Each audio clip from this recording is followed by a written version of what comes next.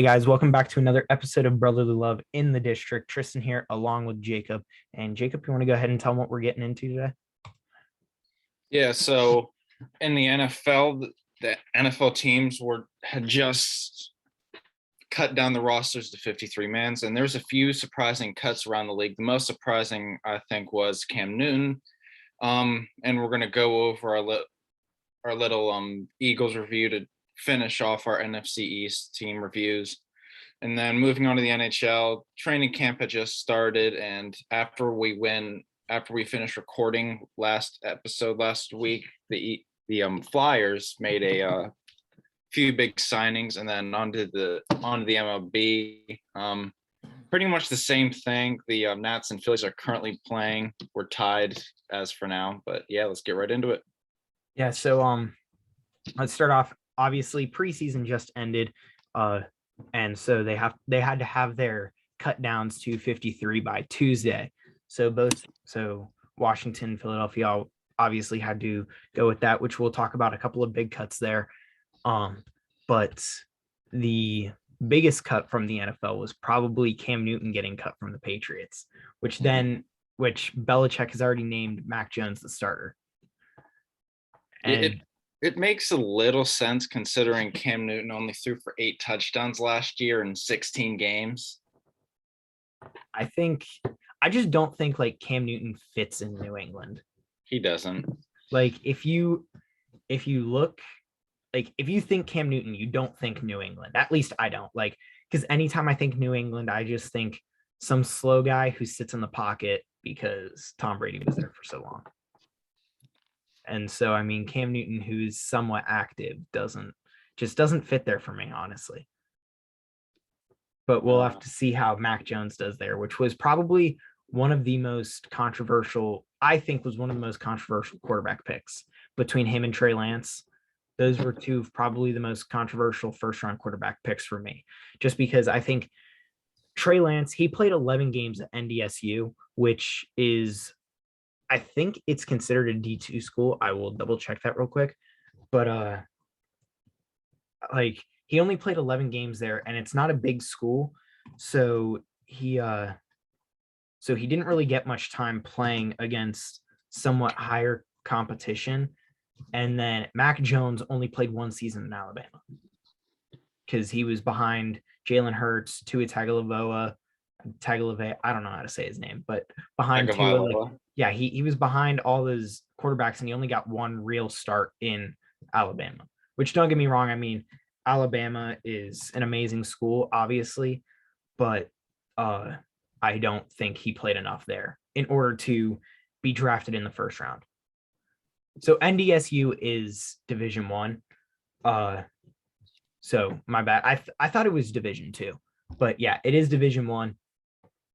And he only played 11 games there. My bad, I dropped my mic.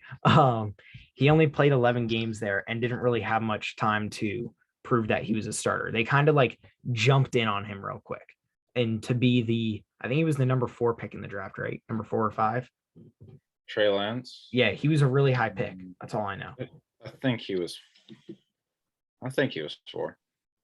And he was a really high pick for a player who barely played in college. He was number 3 overall, actually. So, yeah. So I think Trey Lance, although I think he'll be starting by mid-season, I think he'll end up being the starter, whether it's Jimmy G getting hurt or Jimmy G just not producing, and then Mac Jones, obviously, the starter. I think Mac Jones has a little bit of an upper hand, though, because he does have Bill Belichick, who is going to be a Hall of Fame coach. Yeah, and it was kind of surprising to me about the whole Cam thing, them just cutting him out of nowhere. And they did release Brian Hoyer as well. So after Mac Jones, the Patriots don't really have anybody. But on the one thing, people are saying that it's a travesty that Cam was released. To be fair to Cam, like he wasn't really surrounded with anybody in that team. Like the offense was pretty bad. A lot of his touchdowns came from running, but as a quarterback, you have to throw more than 8 touchdowns in a year. You really have to. For a former MVP, I think you just have to try and do more than that, even though your offense may not have the personnel to really help you. I think another team's going to pick him up. I can see the Jets picking him up. as backup. Yeah, maybe as a backup, or if Zach Wilson isn't really doing too good, put him in there. Maybe somebody like the Broncos, the Falcons, if Matt Ryan is doing pretty bad. I've heard rumors that Washington may look into it, mainly because Cam Newton has worked with the offensive coordinator, Scott Turner, and obviously Ron Rivera, but Ron Rivera has come out and said that he has saw that Cam Newton was released and he's good with our quarterback. So it should be interesting to see where Cam Newton goes, and it will be even more interesting to see how the young quarterbacks of Mac Jones and Trey Lance will do. The Patriots haven't had any decent wide receivers. I want to say since 2010, none of the receivers that they've drafted in the top 10 have actually panned out. Like, they just got N'Keal Harry, who has been hurt. Aaron Dobson from 2013. I don't even know who that is. Taylor Price, third rounder in 2010. Never heard of him. Brandon Tate, I actually do remember him, but he didn't do anything until he was in Cincinnati. And then we're getting a little bit lower. Julian Edelman was successful 2009. He was a 7th round pick. But he's not a Hall of Famer. Huh? But he's not a Hall of Famer. No. Malcolm Mitchell, it says here he was successful, but I can't think of. He was with the team when they won Super Bowl 51. But I can't think of who that is. Yeah. Oh, wait, no, it says here he was an unknown. So there we go. But yeah, so I mean, Cam didn't really have much help at wide receiver. They haven't had any decent wide receivers in years, except for Julian Edelman, who was on the back end of his career. Yeah. So Cam gets cut. Kind of surprising, kind of not, but he just doesn't fit in New England, in my opinion. The Eagles had a couple surprising cuts, honestly. They cut Travis Fulgham, which was the biggest shock to me because he led the team in receiving. They actually waived him. I'm not sure what the exact difference is between releasing someone and waiving someone. I'm thinking since Fulgham got waived, that if he clears waivers, then he'll come back on the practice squad. So Fulgham is gone. Jordan Howard got cut. Richard Rodgers got cut, who is supposed to be a backup tight end, but they have like Jack Stoll, Tyree Jackson, who they really want to save. I would not be surprised if Richard Rodgers ended up coming back.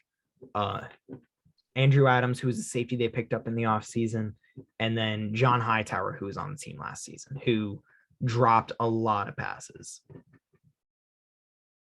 Well, that's not really nothing out of the ordinary looking at Eagles receivers in the past few years.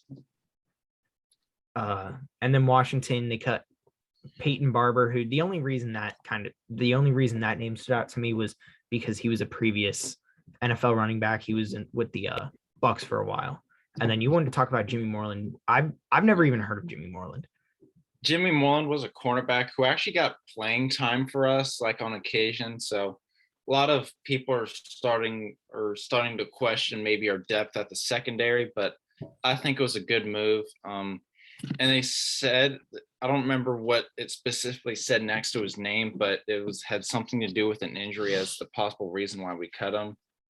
But on Peyton Barber, that didn't really surprise me, considering that we have Antonio Gibson, J.D. McKissick, and Jarrett Patterson, who played amazing in the preseason.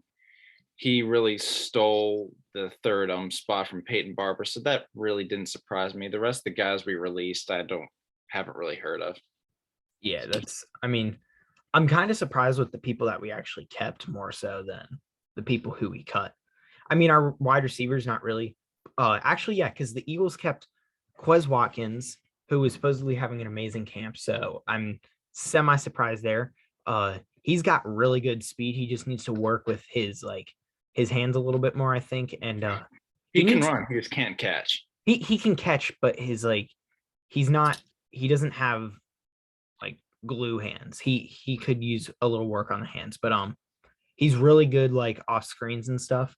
And he's also Nelson Aguilar syndrome. He has to mature a little, because basically the way I heard it was he's never really had to battle for a position on a team, and he's never really had to work for actually getting playing time, because he's in the high 4.3s in his 40 time. So all he really had to do was just run past the DBs and he was open for a touchdown. Whereas in the NFL, you have corners and safeties who can run that fast. So he has to work a little bit more now that he's in the NFL, and that's just not something that he was really used to. So he has to mature a little bit more before he actually gets into anything. But they kept him, and then they also kept JJ Arcega-Whiteside, which was really surprising to me. Yeah, that is a little that's a little questionable to me. I'm really curious to see if Fulgham gets picked up during through waivers, and then if he does, and JJ Arcega-Whiteside does nothing throughout the season, if they're going to be trying to get Fulgham back. So with that, safety is our priority. We'll kind of lead that into the Eagles overview. So Jalen Hurts named as the starter at quarterback, which I kind of wasn't surprised with. And then we have Joe Flacco at backup, and then they also traded for Gardner Minshew, which I personally like. I think Gardner Minshew will end up being the second string quarterback over Joe Flacco, because Joe Flacco is a little bit older and he doesn't move as well. Gardner Minshew is actually semi-proven quarterback in the NFL. I have his stats up here in a sec. Let's see. Which the only thing that scares me about some of these is that it's another actually good backup. So he's 6'1", 225. He started 20 of 23 career games, 501 of 797, which is a 62.9 completion percentage, for 5,500 yards, 37 touchdowns, and only 11 interceptions in 20 starts. He has a passer rating of 93.1, which is really good. It's the highest in Jaguars history with a minimum of 100 attempts. And then his 21 passing yards, or 21, his 21 passing touchdowns and his 3,271 passing yards in 2019 were both most by a rookie in franchise history, and became the first NFL rookie in history with 230 passing yards per game, 20 plus touchdowns, and fewer than 10 interceptions in a season. So he looks pretty good on paper. I think if he were to get drafted, by another team, I think he would have actually been pretty successful if he were on a somewhat decent team. Yeah, but he went to the Jaguars. Now he's on the Eagles. The Jaguars is where you go to kill your career. Trevor Lawrence. Now he's gonna sit on the bench, ride the bench in Philly, which actually he might not, because with that kind of resume, if Jalen Hurts has one bad game, they might be calling for Minshew mania.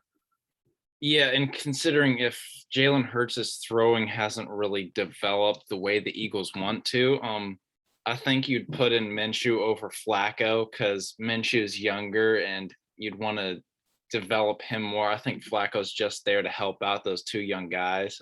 Jalen Hurts has supposedly been really accurate in camp, which is the one thing that they wanted to fix. Yeah, but it's camp. It's really easy to look good in camp. Anybody can look good in camp. The real test is if he can do it in a game situation. And is your line really that sturdy? I know you. Our front five is really good. We have Jordan Mailata, who is a 6'7" freak. Lane Johnson's a perennial Pro Bowler. Jason Kelsey is a perennial Pro Bowler. Brandon Brooks, when he was healthy, was the best guard in the NFL. And then Isaac Seumalo, he's not anyone to just look off, but he's pretty good for the other starting guard. And then our backups are semi decent.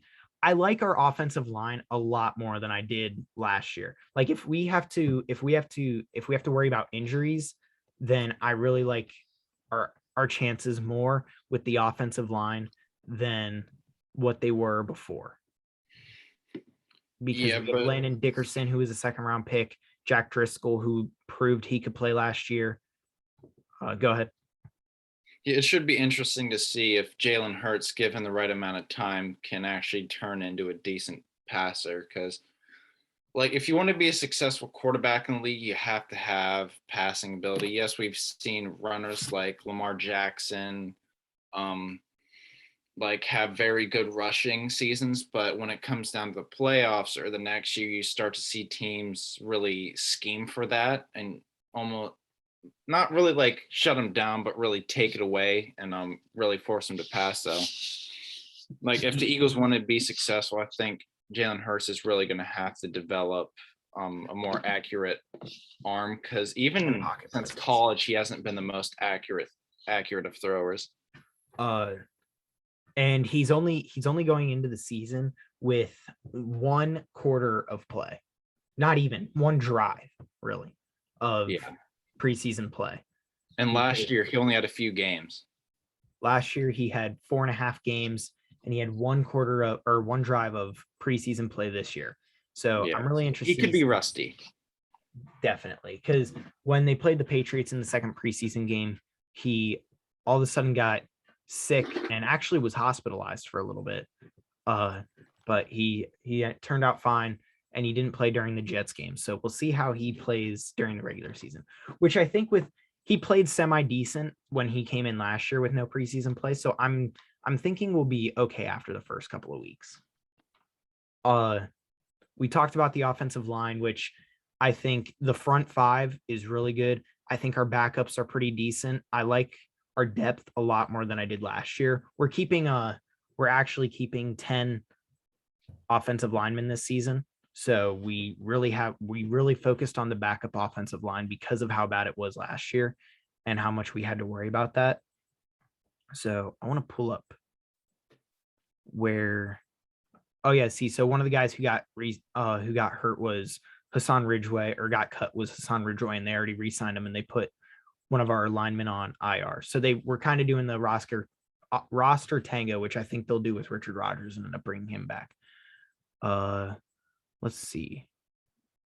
I'm trying to find the thing where I brought up all the positions, but we're keeping 10 linemen, so they know that we had to focus on the backups there. Where is it?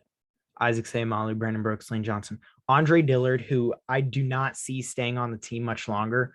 I think he's going to get traded. He was a first-round pick who has really done nothing, so I wouldn't be surprised if he ends up getting not cut. He'll probably get traded. And then Nate Herbig, who played a little bit last season. So I really like our offensive line depth more than I did last season. Our receivers are a little bit touchy. We have Devontae Smith, whose route running is insane, which I kind of went over. He ran a whip route, and the receiver or the corner was 6 yards behind him. So that was crazy how he did that. Greg Ward, Quez Watkins, JJ Arcega-Whiteside. So our offense overall, I think it's pretty young and it needs a little bit of help, but I think it'll be pretty decent. I think the team overall is kind of like, they look bad, but I think they could pull off being semi-decent. I think if anything happens, we're going to have to outscore a high-scoring game to win the game. Yeah, and I think you really might have to start banking on your run game, like considering that your offensive line is going to be more stable. And if it turns out Hurts is still struggling with the pass, your offense might have to turn into an offense that's kind of like Baltimore's, running quarterback and halfback options, stuff like that, and hoping Miles Sanders like goes for 1,000 yards this season, and you may that he may have to be the cornerstone of your offense this year if your quarterback plays that well. I think Miles Sanders, as long as he can stay healthy, he's a really good running back. I mean, he had 3 75+ yard touchdowns last year. He had, I want to say it was 800 yards in his rookie year. So I mean, he plays really well. He has Boston Scott behind him, who's a really good changeup back. And then we have Kenny Gainwell, who we just drafted this year, who's really good to catch passes out of the backfield. So I'm thinking they're going to rely on the run a little bit more. I'm hoping they do. I'm hoping that kind of changes with Nick Sirianni, is that he kind of focuses on the run a little bit more, because Doug Peterson loved the pass. Doug Peterson was a product of Andy Reid, who loved the pass, and he was a quarterback himself. So quarterbacks want to pass the ball more because handing off isn't fun. So they wanted to pass more. So I'm hoping Nick Sirianni will kind of push running a little bit more. So I think overall our offense is pretty good. Out of the division, I'd probably put it at third. I think I'd put it in front of Washington still, just because Washington's offensive line is still a little bit sketchy. And then your quarterback situation is a lot sketchy. Well, if a quarterback just plays like decent, no matter whose it is, then I think we'd be able to jump in front of you guys. But yeah, I think Eagles and Washington are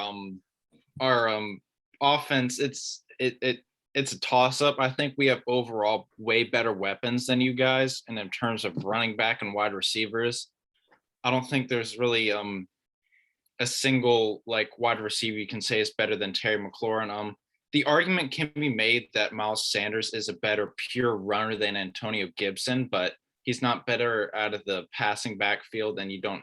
And I think our backups are better than yours, but Miles Sanders is more explosive. Miles Sanders is a really explosive back.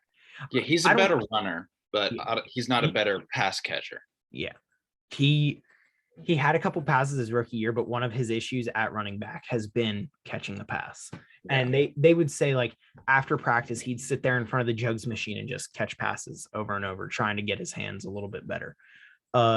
Moving over to defense, our defensive line probably remains the cornerstone of our team, with Brandon Graham and Derek Barnett starting on either side, Fletcher Cox and Javon Hargrave in the middle. Javon Hargrave made massive steps last year and into this camp going into the season, and he is huge. He was moving the entire Steelers offensive line. Like, no one could stop him. He was eating against the Steelers. So he's made really good steps going into this season. So with him and Fletcher Cox in the middle, with Brandon Graham and Derek Barnett on the edge, that could be a really dangerous defensive line. And then Josh Sweat and Ryan Kerrigan on the defensive ends too, rotating in and out. I really like our defensive line overall. I mean, that's something that Philadelphia has had as a staple for years now, is our defensive line. Our linebackers is where it gets bad. Our linebackers are awful. We have Eric Wilson, who is, he wouldn't start in most linebacker units in the league. I don't even think he'd start in Washington.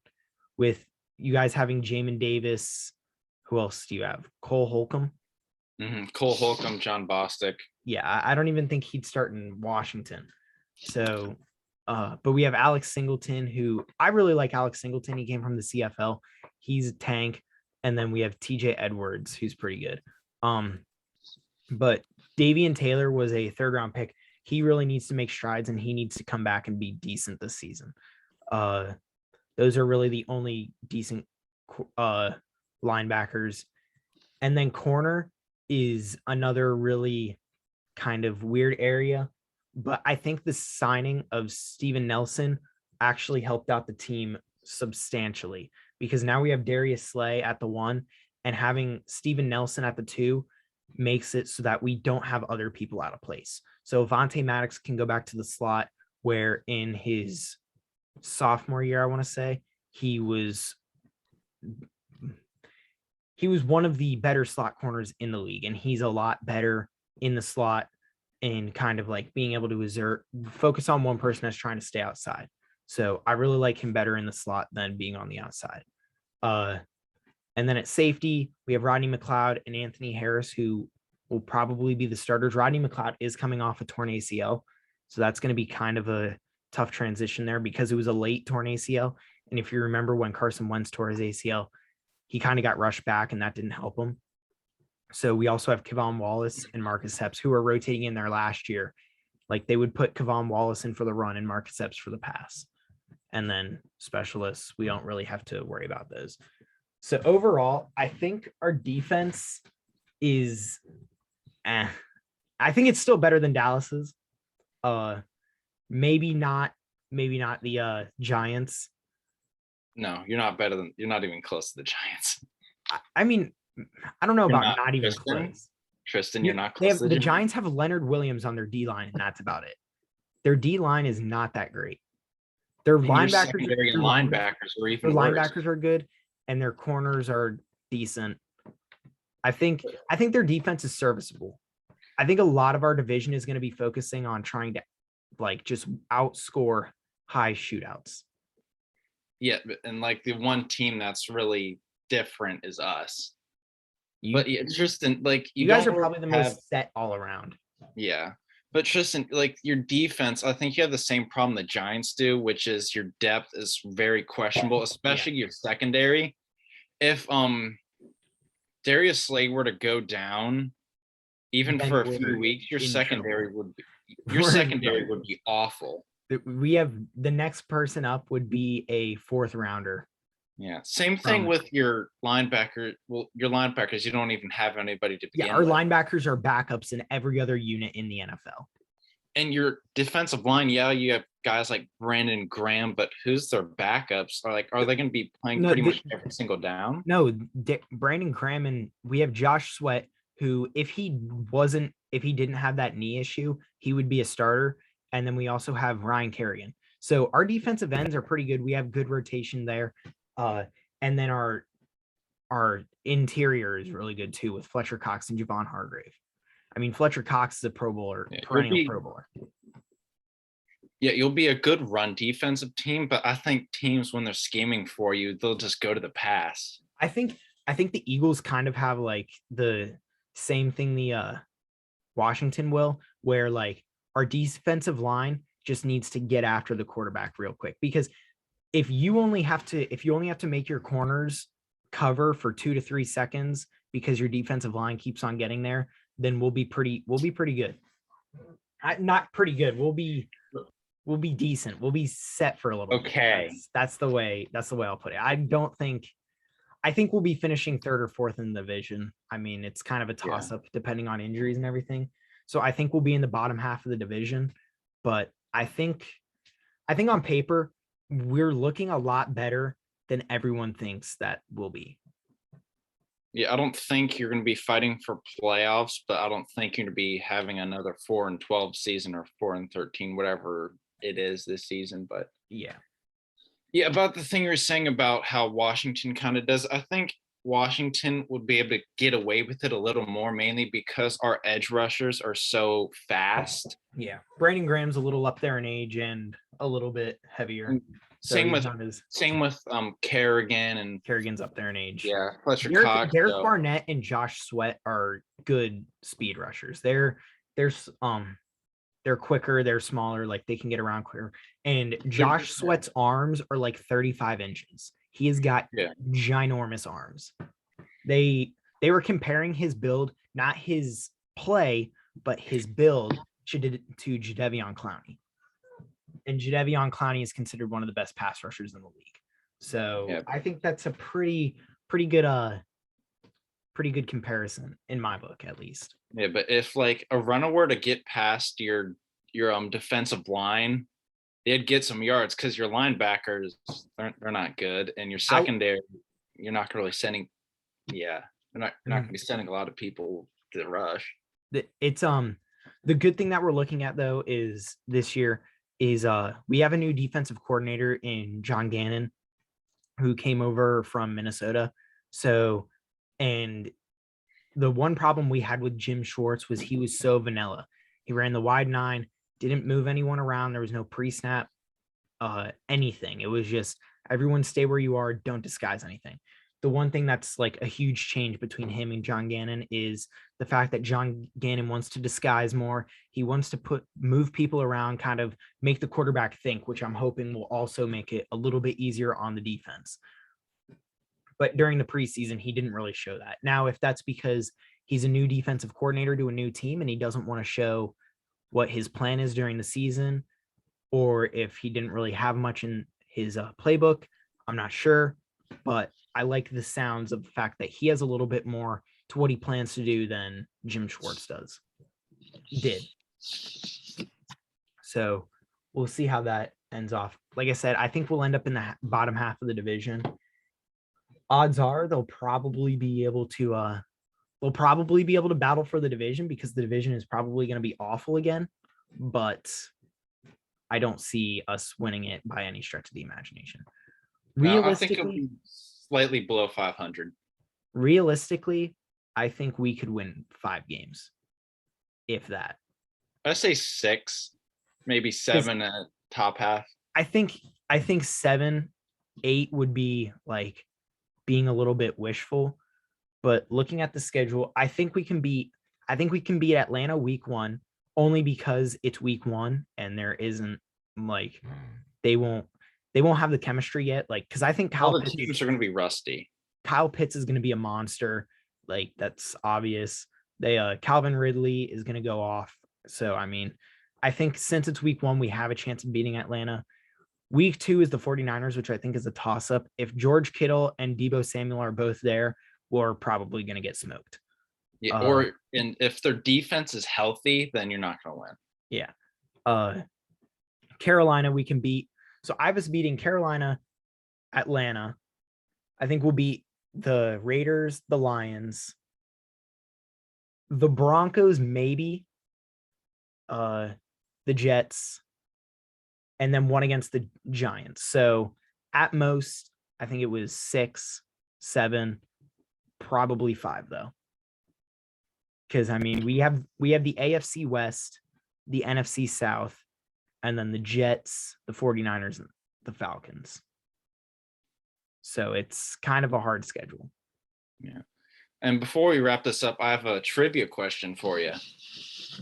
Right. So we know that Carson Wentz holds the single season touching record for the Eagles. He broke it in 2017 with 33 touchdowns. Okay. Whose record did he beat to obtain the Eagles single season touchdown record? Who did he beat? I'm gonna have to go. I mean, I'm not even gonna lie, I don't know that off the top of my head, but knowing Eagles history, knowing Eagles quarterbacks, I'm gonna have to go with Donovan McNabb. It's Sonny Jurgensen. Sonny Jurgensen had 32 touchdowns. One moment. I'm gonna look up the year, but for the longest time, he held the Eagles single season touchdown record with 32. Wow. And you guys traded him for Norm Snee, who was awful. He threw 32 touchdowns in 1961. So I'll give you through my brain there, I was thinking Donovan McNabb because he is arguably the best quarterback in Eagles history. Randall Cunningham was up there in my mind, but I didn't think Randall Cunningham because Randall Cunningham was a really good scrambler. So I figured he didn't really focus on passing. And he got hurt early on in his career. Yeah, so I didn't really think that he was focused on passing. So I didn't think it was Randall Cunningham, or Jaws was my other choice, Ron Jaworski. Yeah, but you wouldn't think it's Sonny Jurgensen considering he's a quarterback that's known for being a Washington player. And so the trade was Sonny Jurgensen for Norm Snee.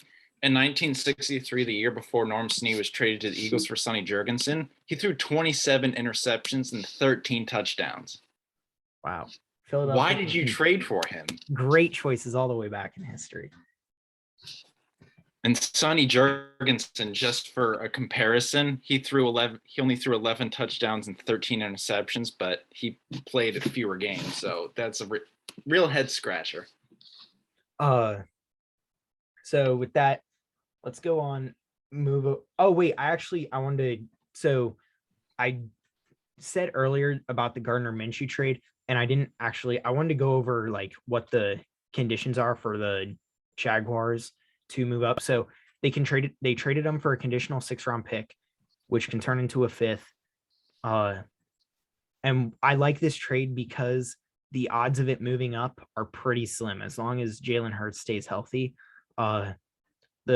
So Gardner Minshew has to play 50% of the snaps in at least 3 games.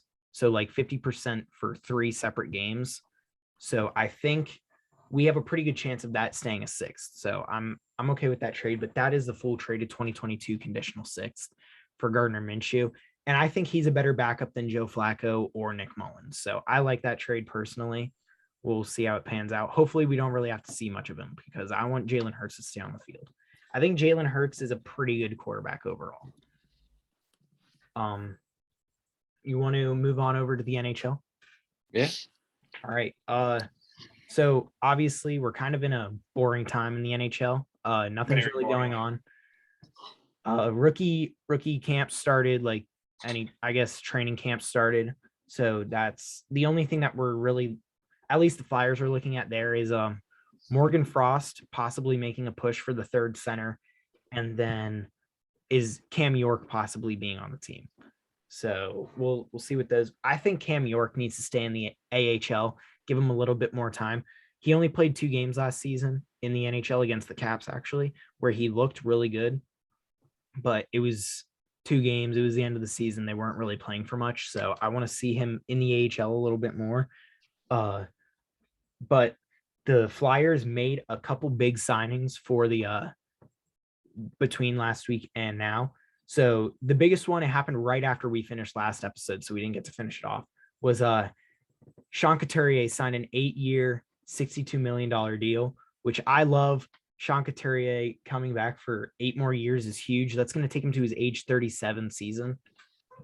So I'll take him throughout a while, but I think Sean Couturier will be the next captain after Claude Giroux, because I'm thinking Claude Giroux might not stay longer, might not stay much longer because his contract is up after this season. I'm thinking maybe a 1 or 2 year contract after that. So I'm thinking Coots is going to be that older wise man once Giroux is gone. And then they also signed Joel Farabee, who is the leading goal scorer in his 2nd season last year. He broke the 20 goal mark. He's signed to a 6-year, $30 million deal.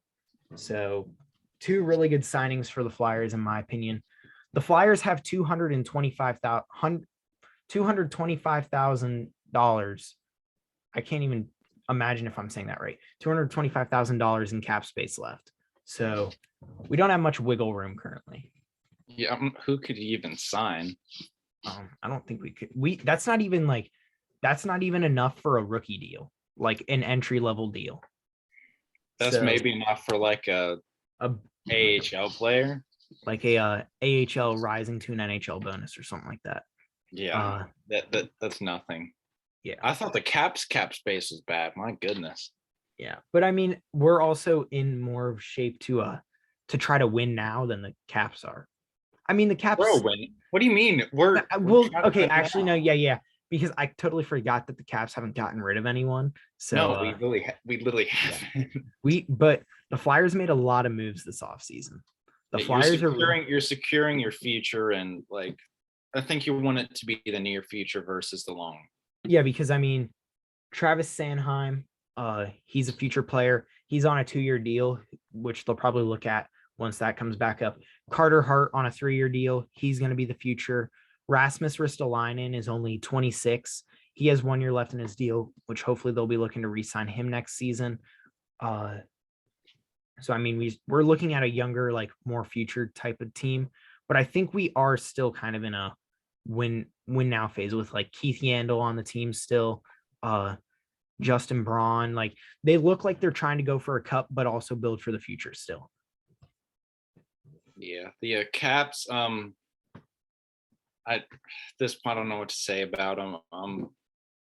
Like the only really new players I think they'll bring up is maybe like a winger or somebody we can plug in at center wing or left or right wing.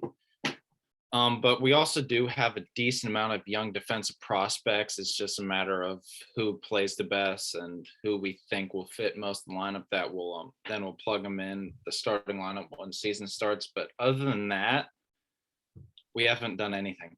So it not much to talk about there. We're pretty much the same exact team. We'll probably do this through 2 episodes, and I think this is gonna be really fun. So we're gonna do the Capitals all-time team and then the Flyers all-time team, and we're both gonna put input on it. So we'll both have our own lineups, which I think will be really interesting because me as a Philly fan, I obviously don't know as much about Washington hockey as Jacob would. Where honestly, I'm thinking you probably have an upper hand with the Flyers historic team than I do with the Caps historic team, because I think you've been paying attention to hockey longer and more focused on it than I have. So I'm thinking that should be interesting. Yeah, I'm really interested to see how that's going to work out. So we'll probably do that over 2 episodes. We'll go over the Caps 1 episode and then the Flyers another episode. So you can look forward to that. But with that, I think we'll go over on to and finish up with the MLB, which right now Phillies are playing the Nationals, finishing up that series, which we need to win desperately. You can't afford to lose to us. Yeah, and the Braves just got swept by the Dodgers. So we're winning 3-0. Yeah, we're in a really, you guys were up like 5-2 the other day. So well, yeah, we're probably gonna blow this lead. I'm being dead serious. We're definitely gonna blow this lead. Aaron Nola hasn't pitched really well either. I mean, he really hasn't done that this season. And he just gave him another base hit. So he's just gave up 2 straight base hits, and 1 was to the pitcher. Juan Soto got a homer. Yeah, I did see that. So Aaron Nola, I don't know what happened. Like, he just pitched amazingly against the Padres, and now he's slacking against a AAA team pretty much. Going into this season, he was kind of like a hipster pick for a Cy Young. People thought he was going to be amazing this year. Yeah, he was supposed to be really good. And Zach Wheeler came out of nowhere. Yeah, he nobody could have predicted that he's most likely the Cy Young frontrunner. Because Zach Wheeler actually, they were trying to trade Zach Wheeler at the beginning of the season because he did that. Huh? Yeah, that'd be unfortunate because they didn't like the way he played last season, so they wanted to get rid of him, and then he ended up turning out to be semi-decent. You know, running for a Cy Young, semi-decent. So we need to win this, and luckily the Braves just got swept by the Dodgers. But now the Braves are starting to go on a bit of an easy run. The Braves have Colorado coming up, but they're gonna be in Colorado. So I'm hoping that gives Colorado a little bit of an edge.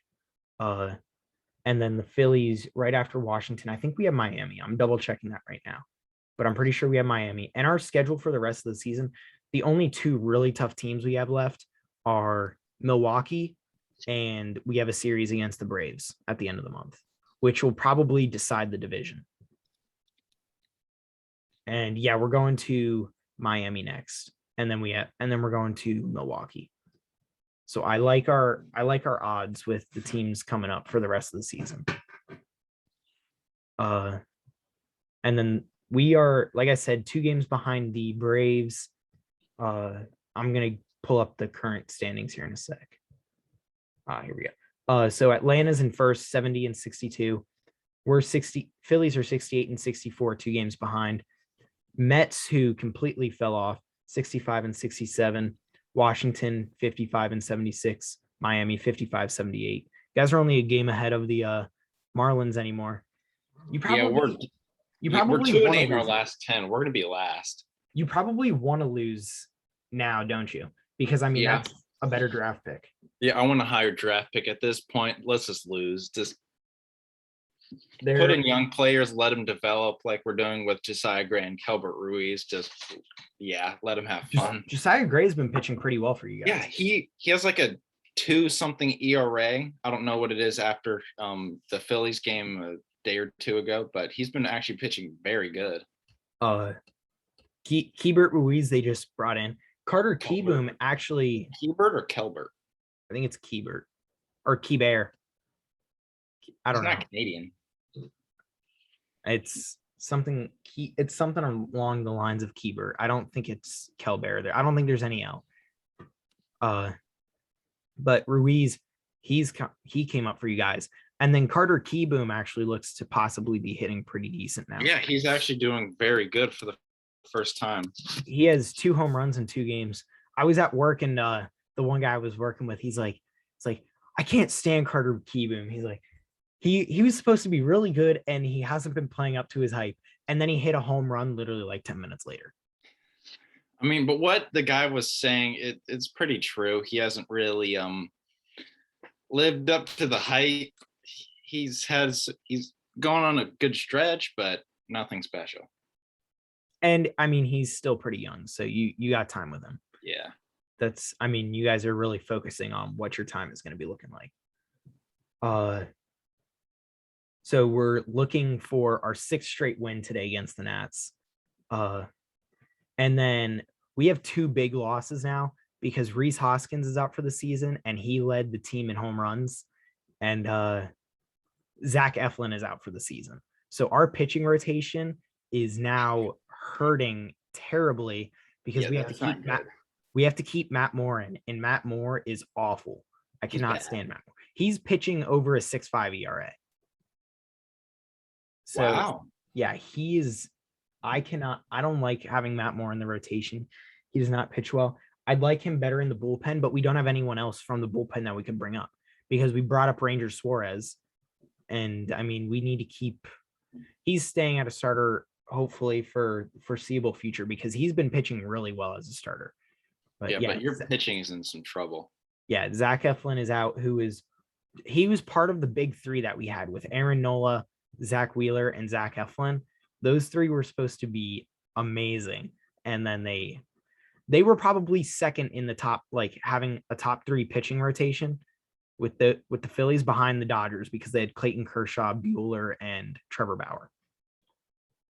And then they just traded for Max Scherzer. You have 4 Cy Young candidates and then an all-star.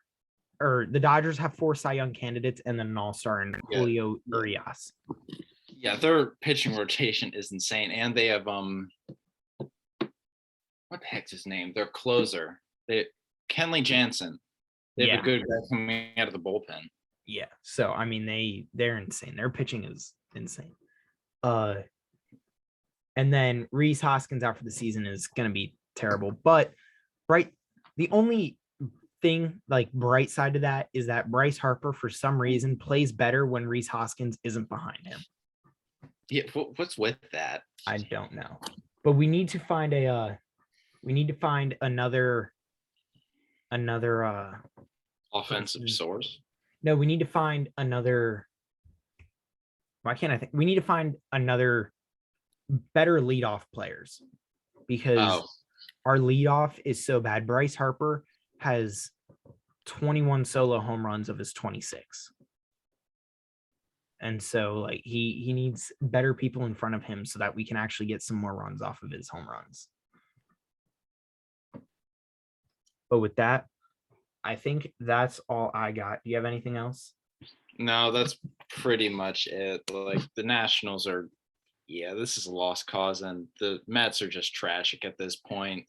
Did you see when all the Mets fans were booing the Mets for being the Mets?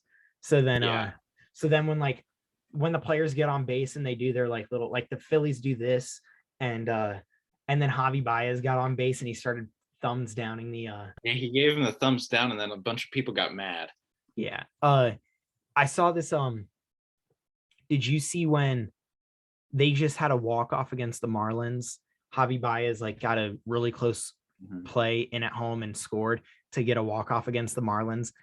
They posted it on the MLB Instagram page or something, and everyone started commenting, now that's a thumbs up, Javi, like that's worth a thumbs up, and puts up the thumbs up emoji. I feel bad for not Aaron Nola, Jacob deGrom.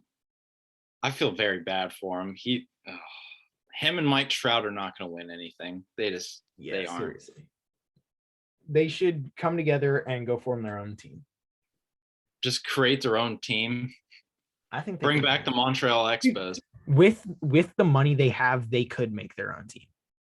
They really could, with their contracts. Are rich. But yeah, with that, I think it's it. The Mets are not doing well.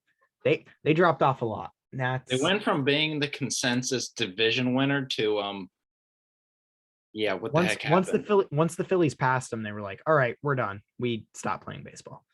Well, after Jacob deGrom got hurt, they're just like, nah. All right, but with that, I think we are out of here now. Jacob, you have nothing else? That's it. All right, well, we thank you guys for listening, and we will be back again next week. See ya.